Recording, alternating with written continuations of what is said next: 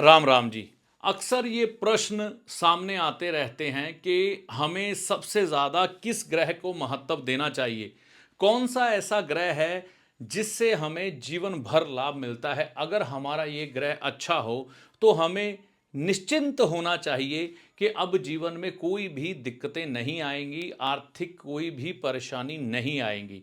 तो आज मैं इस वीडियो में इसी विषय पर चर्चा करने जा रहा हूं कि किस ग्रह पर हमें सबसे ज्यादा ध्यान देना चाहिए। तो अगर आप भी ऐसी इच्छा रखते हैं कि आपको पता लगे कि कुंडली में हमारी कोई भी ग्रह चाल हो, हमें सबसे ज्यादा किस ग्रह पर ध्यान देना चाहिए, इस वीडियो को विस्तार से देखकर जाइएगा। नमस्कार, मेरा नाम है पंडित अरविंद तिवारी। सरस्वती ज्योतिष विज्ञान के इस मंच पर आप सभी का हार्दिक स्वागत है। देखिए, अक्सर ये प्रश्न देखने और सुनने को मिलता है कि हमें सबसे ज्यादा महत्व किस ग्रह को देना चाहिए। किस ग्रह को ज्यादा महत्व देना चाहिए, इसके कई दृष्टिकोण है। लग्नेश है, भाग्येश है, पंचमेश है, धनेश है, दशमेश है, तो कई दृष्टिकोण है। अगर लाल किताब में बात करें तो किस्मत का ग्रह है, उच्च का ग्रह है, और सबसे ज्यादा जो बली ग्रह जन्म पत्रिका में है उसको देखकर भी निर्धारित किया जाता है कि किस ग्रह को हमें ज्यादा महत्व देना चाहिए। लेकिन एक बात को समझिएगा, जब सृष्टि की रचना हुई वह समय था चैत्र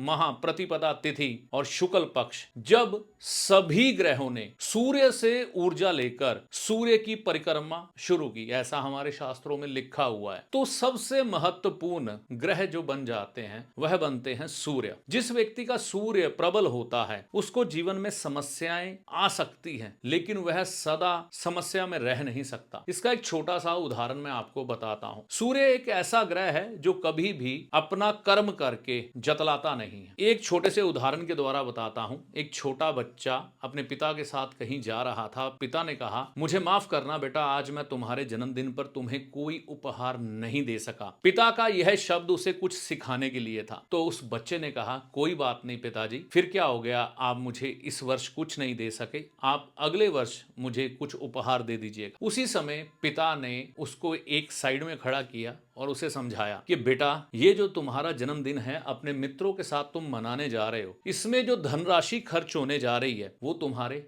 पिता ने दी है, और तुम्हारी बहन ने तुम्हें जो नए वस्त्र भेंट किए हैं वह पैसे कहां से आए हैं, उसे पिता ने तुम्हारी बहन को दिया। उसने तुम्हें उपहार स्वरूप दिया, क्योंकि वह अभी पढ़ रही है, कमा नहीं रही। तुम्हारी माता ने जो सुबह व्यंजन बनाए वह भगवान को भोग लगाने के बाद जो तुम्हें खाने को दिए वह भी पिता की धनराशि से आए। और हम इस समय गौशाला जा रहे हैं, और गौशाला जाकर जो गौ माता को हम हरा चारा डालेंगे वो तुम अपनी जेब से नहीं डालोगे, वह पैसे भी तुम्हारे पिता देंगे। तो यहाँ पर यह जरूरी नहीं है कि मैं तुम्हारे हाथ में कोई उपहार पकड़ाऊं और तुम्हें पता लगे कि हाँ, आपके पिता ने आपको कुछ दिया है। पिता हमेशा गुपचुप तरीके से काम करता है, सब कुछ सह लेता है, किसी बात की उपेक्षा नहीं करता।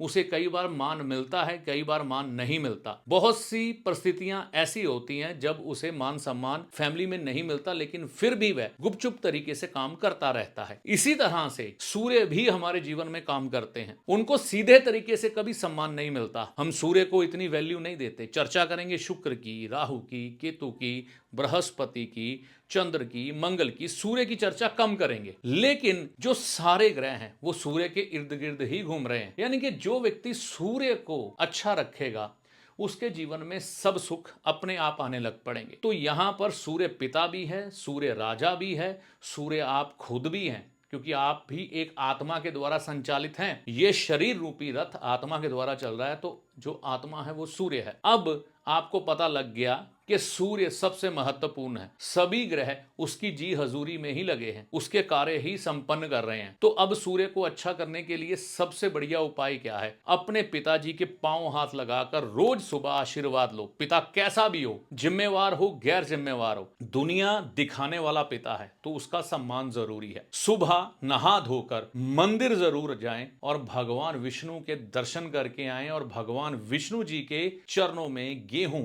अर्पित करें, गुड़ अर्पित करें, 5-5 रुपए के 5 सिक्के अर्पित करें। संभव हो सके तो ओम नमो नारायण इस मंत्र का जाप भगवान विष्णु जी के सामने बैठकर करिए, या गायत्री मंत्र का जाप करिए। इससे भी आपका सूर्य प्रबल होता है। कभी आपको मौका मिले सरकारी संस्थान में जाने का, तो वहां पर अगर कुछ एक लिफाफे गिरे हुए इधर उधर नजर आए ना आपको, उनको शर्माइएगा मत, उठा के डस्टबिन में डाल दीजिएगा। इससे भी आपके सूर्य प्रबल होते हैं। आपको कभी भी अपने पिता के साथ, अगर आप अपना सूर्य सदा अच्छा रखना चाहते हैं, तो कोशिश ये करनी चाहिए आपको कि अपने पिता से कभी भी बदजुबानी ना करें। जहां तक संभव हो पिता के साथ आप बड़े प्रेम से पेश आएं। अगर पिता गुस्से में दो शब्द कह भी दे तो उसे सह लें, तो आप देखेंगे आपके सूर्य ग्रह प्रबल होगा और जीवन में सभी सुख मिलने लग पड़ेंगे। रविवार के दिन सुबह के समय 8 बजे से पहले अगर आप सैर करते हैं तो भी आपका सूर्य ग्रह प्रबल होता है और आपको लाभ मिलता है। रविवार के दिन अगर आप काले और नीले रंग के कपड़े नहीं पहनते, आप उस दिन सुबह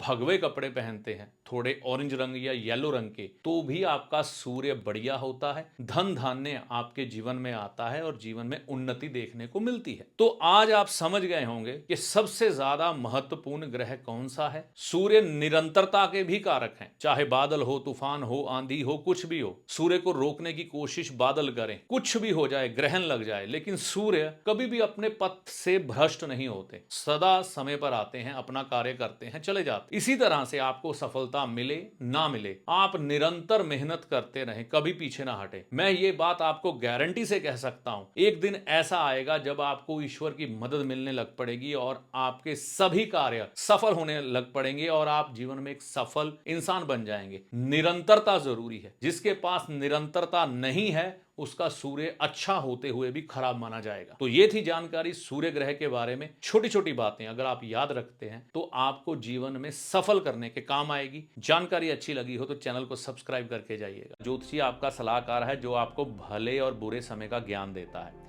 ना कि कोई चमत्कारी बाबा जो छड़ी घुमाकर आपको माला माल कर देगा, धनवान बना देगा, या कोई जादूगर जो छलावे में डालकर भ्रम की स्थिति पैदा कर कर आपके भाग्य को बदल देगा। तो ज्योतिषी को हमेशा सलाहकार के रूप में देखें, ना कि चमत्कारी बाबा या जादूगर के रूप में। ऐसा नहीं होता।